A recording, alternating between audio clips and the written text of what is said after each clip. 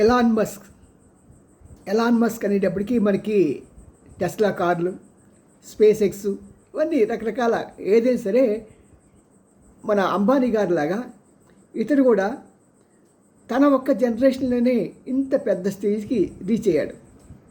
ఇంకో విషయం ఏంటంటే ఇతను ఇప్పుడు ట్రిలియనరీ అయ్యాడు. ట్రిలియన్ అంటే 100 లక్షలు. మన భారతదేశం లెక్కలో కనుక వేసుకుంటే 86 లక్షల కోట్ల రూపాయలకి అధిపతి ఈయన.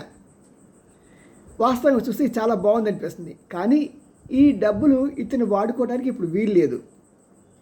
ఈ స్పేస్ ఎక్స్లో 42% వాటా ఇతనికే ఉంది. 1 year వరకు లాక్-ఇన్ పీరియడ్ ఉండటం మూలంగా ఈ డబ్బులు అతను ఏమీ చేసుకోలేడు. మరి ఈ స్పేస్ ఎక్స్ అనేది నష్టాల్లో నడుస్తున్న కంపెనీ.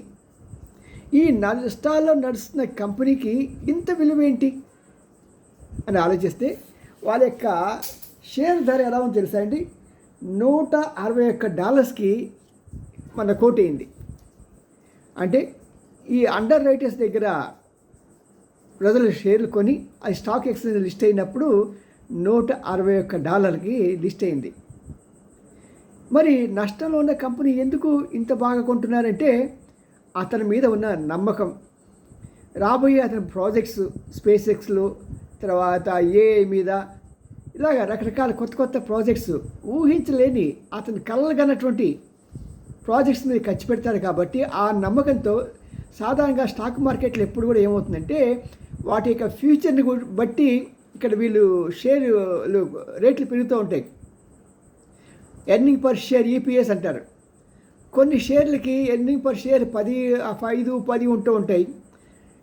వాళ్ళ రిజల్ట్స్ చాలా బాగా పనిచేసినా సరే ఆ కంపెనీ యాజమాన్యం మీద నమ్మకం లేక అలాగే నడుస్తూ ఉంటాయి.